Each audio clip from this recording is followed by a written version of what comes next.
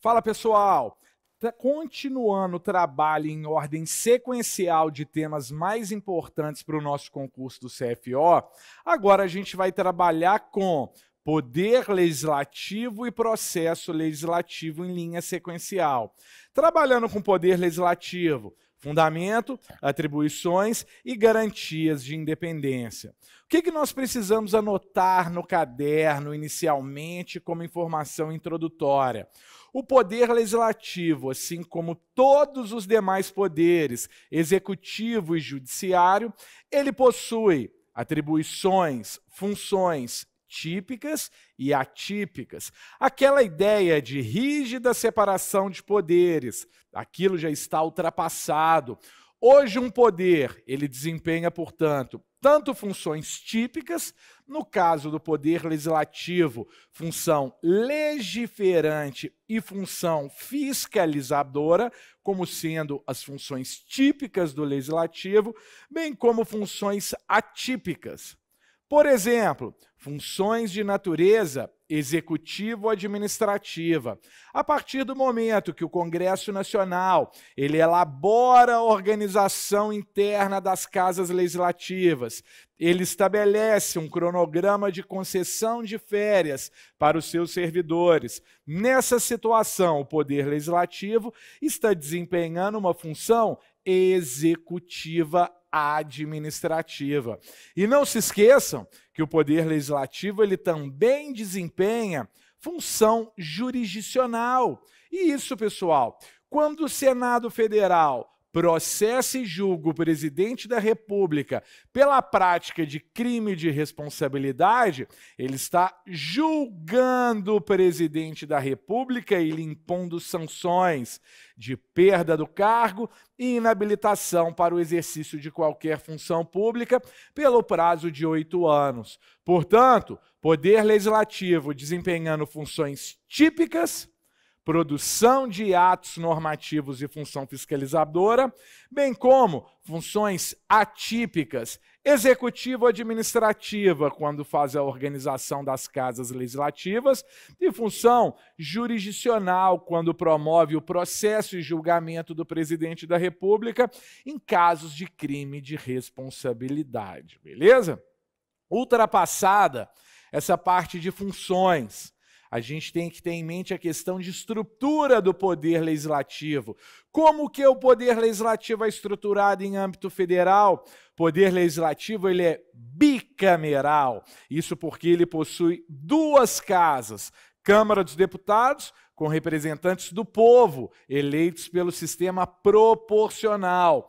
E Senado Federal, com representantes dos estados, eleitos pelo sistema majoritário. Lembrem o seguinte, nessa casa aqui, na Câmara dos Deputados, os representantes do povo, eles são eleitos para cumprirem um mandato de 4 anos, permitidas sucessivas e infinitas reeleições. Ao passo que nessa casa aqui, no Senado Federal, o mandato é de 8 anos. Porém, apesar do mandato ser de 8 anos, a representação dos estados no Senado Federal ela é renovada a cada 4 anos, alternadamente por 1/3 e 2/3, respectivamente. Voltando para essa casa aqui, temos 513 deputados.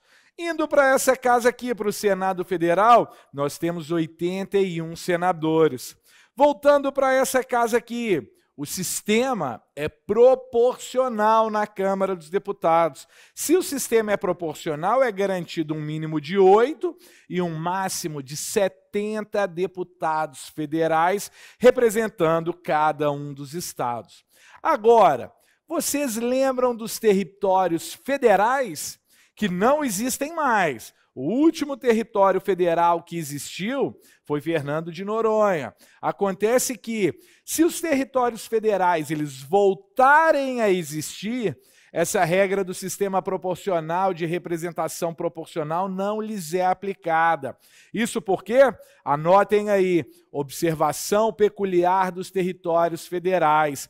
Caso os territórios federais voltem a ser criados, eles elegerão um número fixo de 4 deputados. A representação não será proporcional à população do território, mas ela será fixa, de 4 deputados.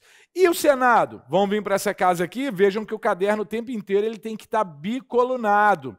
Ele elegerá um número proporcional de senadores? Claro que não. Cada estado terá uma composição fixa de 3 senadores. Lembrando que esses 3 senadores serão eleitos com 2 suplentes, beleza? E aí a gente precisa continuar o jogo. Essa parte, ela é muito de decoreba, de questão numérica, de questão fracionária, mas se você tiver isso tudo anotado no seu caderno em um excelente material de revisão, na véspera da prova fica tudo muito mais fácil.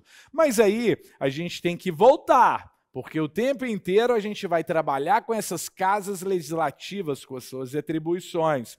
Vindo aqui para a Câmara dos Deputados, se você pegar o artigo 51 da Constituição, ele vai apresentar um rol pequenininho de incisos, são apenas 5 incisos que constam as atribuições da Câmara dos Deputados.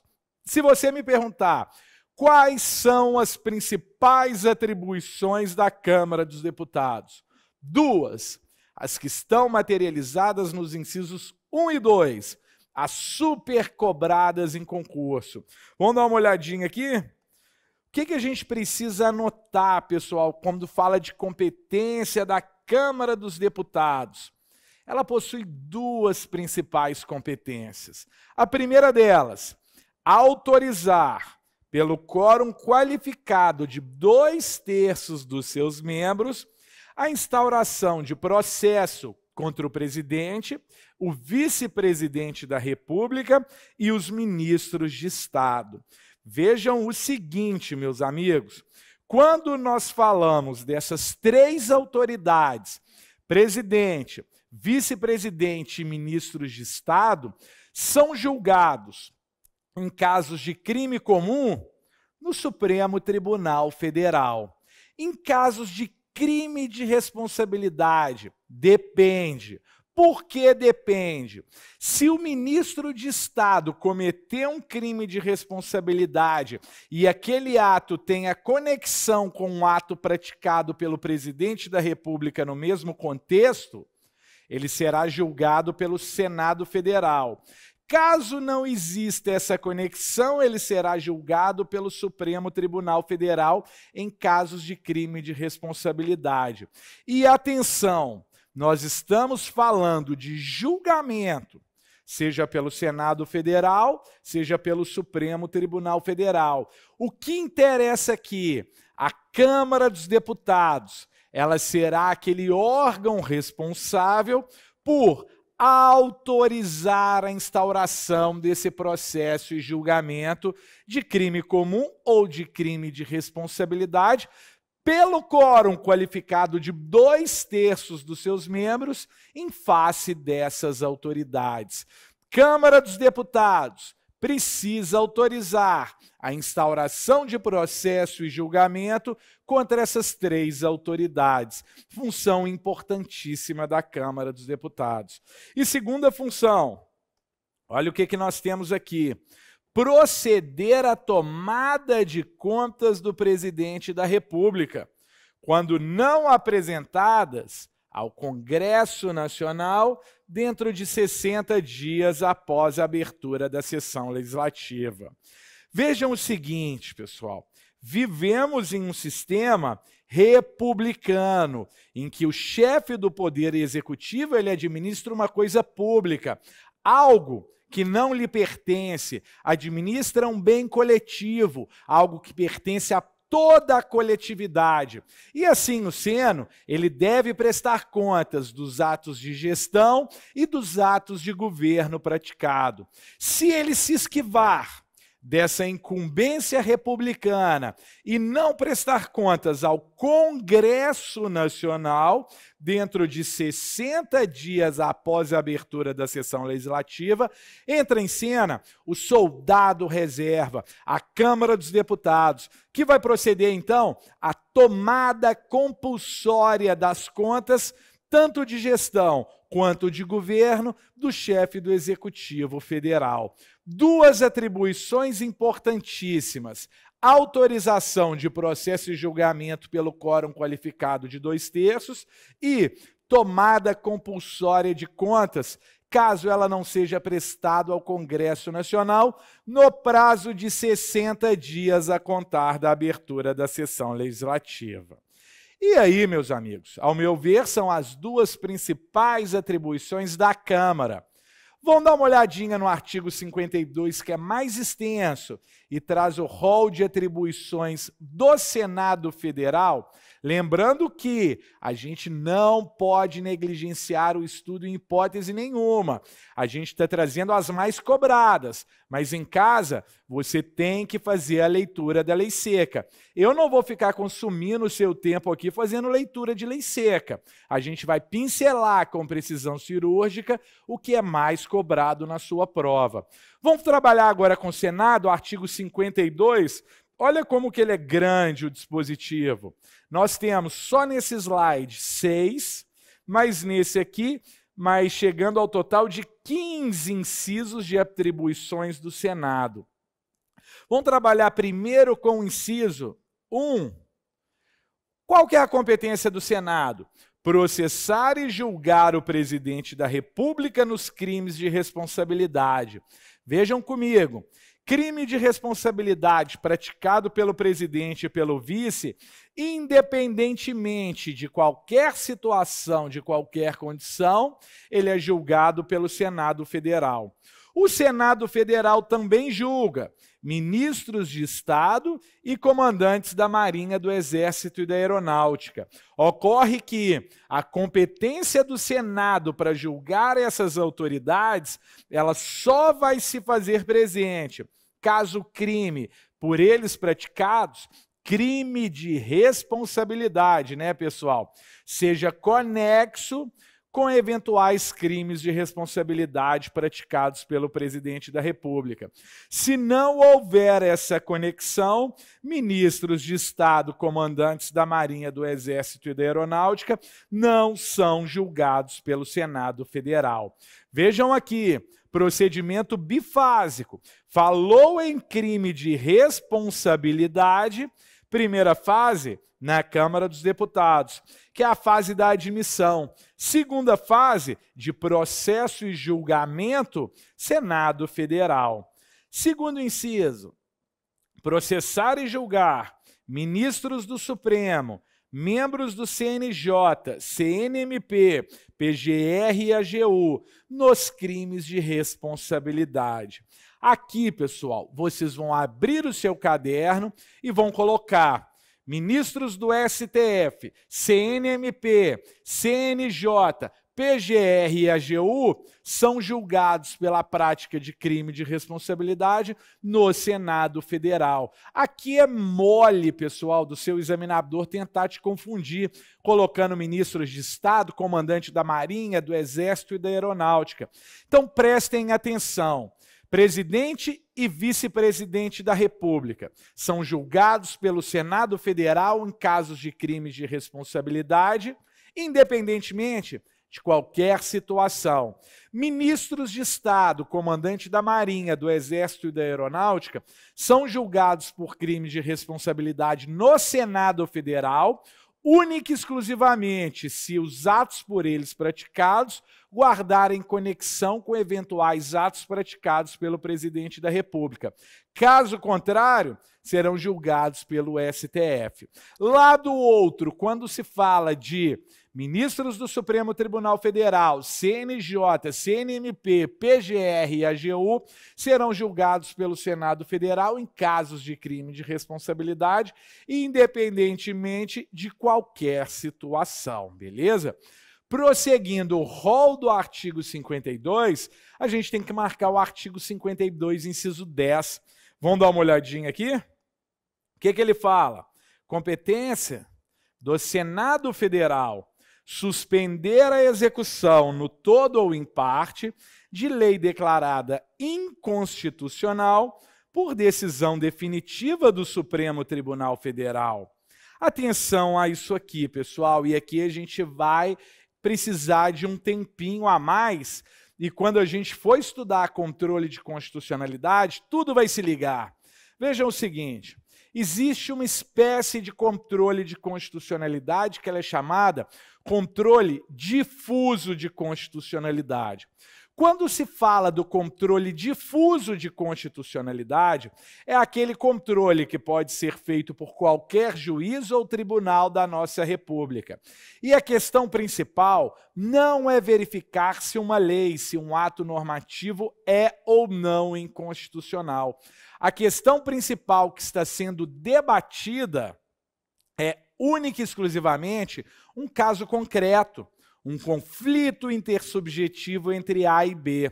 Mas para resolver esse caso concreto, existe uma questão prejudicial que deve ser analisada, que diz respeito à constitucionalidade ou não de determinado ato normativo. E aí vão trabalhar o seguinte, o juiz de primeiro grau, ele entende que por aquela questão prejudicial, aquele ato normativo é infraconstitucional. A parte recorre por meio de recurso de apelação para o Tribunal de Justiça, que mantém inalterada a decisão. A parte não conformada recorre mais uma vez para o Supremo Tribunal Federal.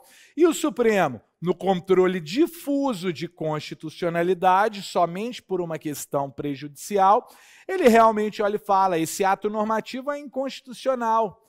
Acontece que os efeitos de uma decisão proferida em controle difuso como regra são efeitos interpartes e não vinculantes.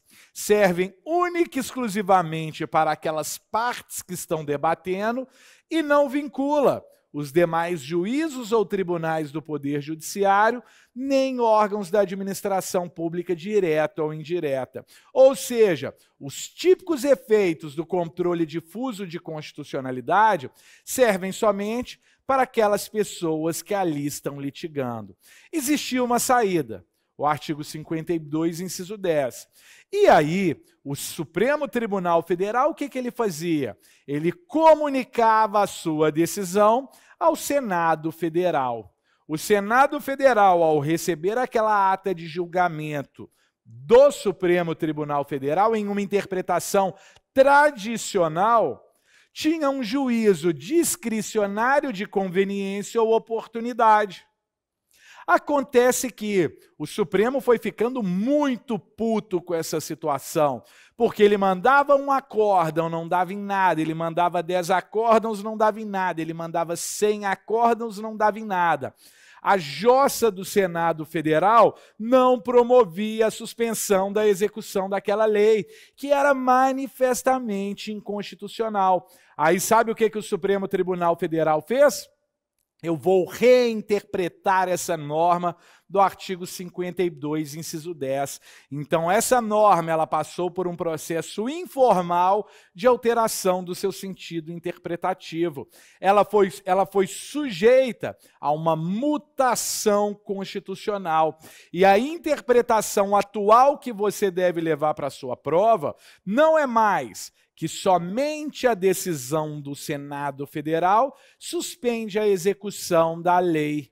Você tem que levar para a sua prova que o Senado Federal não tem mais um juízo político, com base em conveniência e oportunidade para promover a suspensão da execução daquela lei. O que você vai levar para a sua prova agora é o seguinte: a ata de julgamento do Supremo Tribunal Federal, por si só, ela é capaz de promover a suspensão daquela lei. Nós não estamos falando de revogação, mas o Supremo Tribunal Federal fez a seguinte reflexão: quem é o tribunal responsável por ser o guardião da Constituição? Quem é o tribunal responsável por promover a harmonização do texto da Constituição? Eu, STF, ou o Senado Federal? Então, a partir de agora, a ata de julgamento por mim prolatada, ela já vai possuir efeitos erga omnes e vinculantes, mesmo que a minha decisão tenha sido proferida em controle difuso. O papel do Senado agora é único e exclusivamente de conferir publicidade a decisão por mim prolatada. E isso na doutrina ficou conhecido como abstrativização do controle difuso. No controle abstrato de constitucionalidade, nós temos os típicos efeitos, erga omnes e vinculantes. No controle difuso de constitucionalidade, nós temos os típicos efeitos, inter partes e não vinculantes.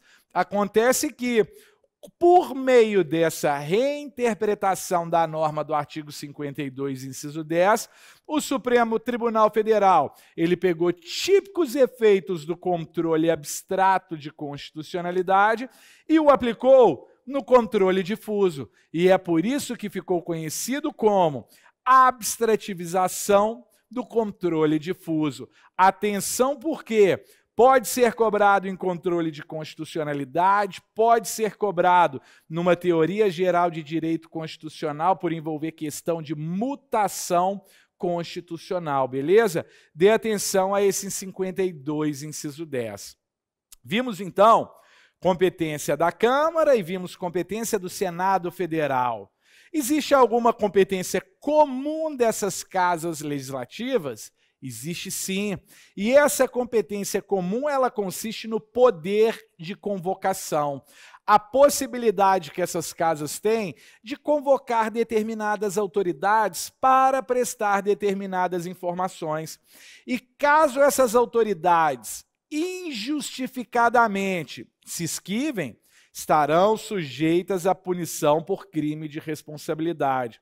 Mas a gente teve uma decisão do Senado Federal recente, do Supremo Tribunal Federal recente. Então a gente precisa de atenção nessa norma. Vamos dar uma olhadinha? Esse poder de convocação, olha o seguinte: a Câmara dos Deputados e o Senado Federal, ou qualquer de suas comissões, poderão convocar ministros de Estado ou quaisquer titulares de órgãos diretamente subordinados à Presidência da República, para prestarem pessoalmente informações sobre assunto previamente determinado, importando em crime de responsabilidade a ausência sem justificação adequada. Vejam o seguinte, meus amigos, essa norma, ela materializa o poder de convocação. Esse poder de convocação, ele está expressamente previsto na Constituição Federal. E ele faz uma menção expressa a dois grupos de autoridades: ministros de Estado e titulares de órgãos que estão diretamente subordinados à Presidência da República. Ou seja, de acordo com o texto da Constituição, esse poder de convocação, em uma interpretação literal, ele abrange agentes que estão dentro do Poder Executivo. Acontece que determinadas constituições estaduais começaram a trazer disposições referentes a esse poder de convocação, mas invocando e convocando outras autoridades alheias à estrutura do Executivo, como, por exemplo, presidente do Tribunal de Justiça, procurador-geral de Justiça. E a Constituição Estadual, ela prevê expressamente que, se não fosse observado esse poder de convocação, se a convocação não fosse observada, importaria em crime de responsabilidade. Só que a norma constitucional, ela faz uma delimitação a ministros de Estado e titulares de órgãos subordinados à presidência. Essa norma constitucional, pelo princípio da simetria, ela deveria ser observada pelos Estados-membros? Ou os Estados-membros poderiam elastecer esse poder de convocação, abrangendo esse leque, convocando o presidente do TJ e o PGJ? Sabe o que o STF decidiu? Está aí na tela. É inconstitucional. Norma da Constituição Estadual que preveja a possibilidade da Assembleia Legislativa convocar o presidente do TJ ou o PGJ para informar prestar informações na casa, afirmando que sua ausência configura crime de responsabilidade. O artigo 50, que foi a norma que a gente acabou de estudar, norma de reprodução obrigatória, somente autoriza que o legislativo convoque autoridades do Poder Executivo e não do Judiciário ou do Ministério Público. Uma norma de observância obrigatória, portanto, que pelo princípio da simetria não permite esse elastecimento. Então, fiquem atentos à delimitação desse poder de convocação, que se restringe às autoridades do Poder Executivo. Ministros de Estado, por questão de simetria no plano estadual, secretários de Estado e titulares de órgãos subordinados à Presidência da República, que, por simetria, subordinados ao governador de Estado. Beleza? E aí, meus amigos, quando a gente fala de Câmara, quando a gente fala de Senado, quando a gente fala de Congresso Nacional, existem determinadas reuniões que acontecem dentro dessas casas. E uma delas, a reunião preparatória, ela ganhou uma importância relevante, principalmente no finalzinho de 2020. E é justamente por isso que a gente precisa estudar esse tema. Reuniões parlamentares, que são de 4 espécies. Anotem as espécies aí no caderno. O que a gente precisa saber? Existem 4 formas de reuniões: ordinária, extraordinária, conjunta e preparatória. E, a nosso ver, essa reunião preparatória ela vai ganhar uma importância muito grande em provas. Mas, para a gente entender, a gente vai deixar ela por último. O que acontece, meus amigos? A gente tem que começar pela primeira delas, pela reunião ordinária. Vejam o seguinte: o Congresso Nacional, ele se reúne em sessões legislativas que acontecem todos os semestres. Essas sessões legislativas, elas se delimitam em um lapso temporal de 2 de fevereiro a 17 de julho e de 1º de agosto a 22 de dezembro. Tudo que acontecer dentro desse intervalo, dentro desse lapso temporal, é conhecida como sessão legislativa ordinária. Só que existem situações delicadas que envolvem o sistema constitucional das crises, hipóteses de intervenção federal, estado de defesa, estado de sítio e mais situações em que o interesse público devidamente exigir, permitem que seja feita a convocação extraordinária para uma sessão que está fora da pauta ordinária.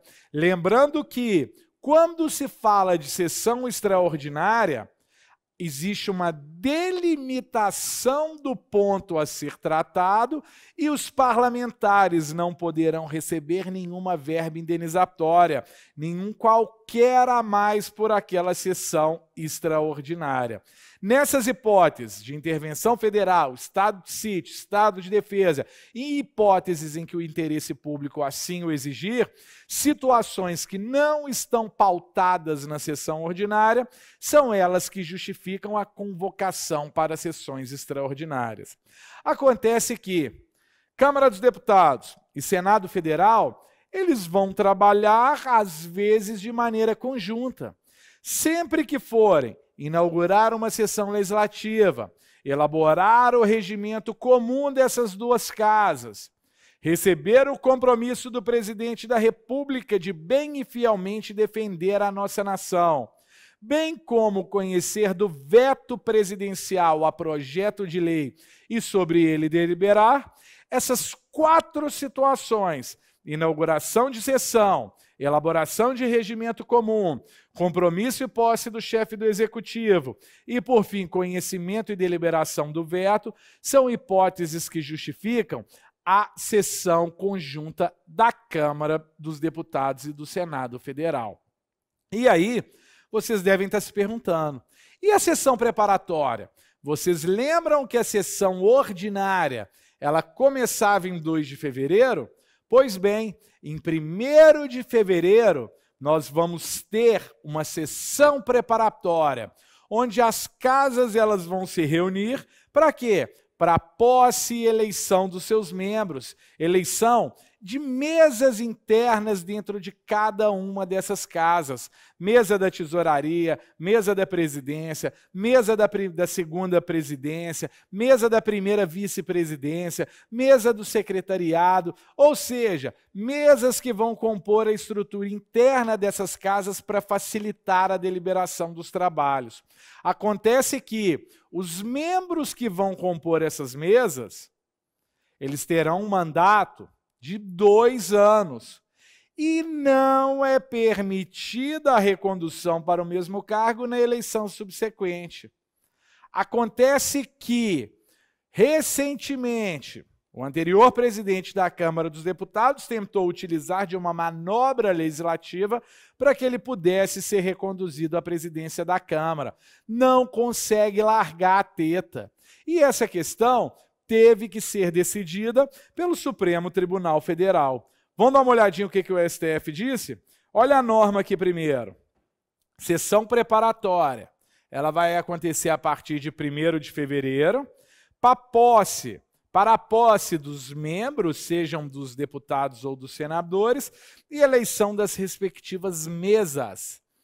Mesa da presidência, vice-presidência, tesouraria, secretaria, uma infinidade de mesas que tem dentro do Poder Legislativo. E nós temos um mandato de 2 anos. E a Constituição, de maneira peremptória, o que ela fala? Vedada a recondução para o mesmo cargo na eleição imediatamente subsequente. E, não contente com essa vedação constitucional, o nobre Rodrigo Maia tentou utilizar de uma manobra. E essa situação teve que ser reafirmada pelo Supremo Tribunal Federal. Olha o que o STF disse. Não é possível a recondução dos presidentes da Câmara dos Deputados e do Senado Federal para o mesmo cargo na eleição imediatamente subsequente, dentro da mesma legislatura. Por outro lado, quando a gente fala legislatura, 4 anos, hein, pessoal? Por outro lado, é possível a reeleição do presidente da Câmara e do Senado em caso de nova legislatura. Fiquem atentos a essa vedação constitucional e a essa decisão do Supremo Tribunal Federal, que com essa situação envolvendo o presidente da Câmara, ganhou uma relevância muito grande agora em aplicação de provas, beleza? Próximo bloco, a gente já entra em comissões parlamentares de inquérito. Um abração.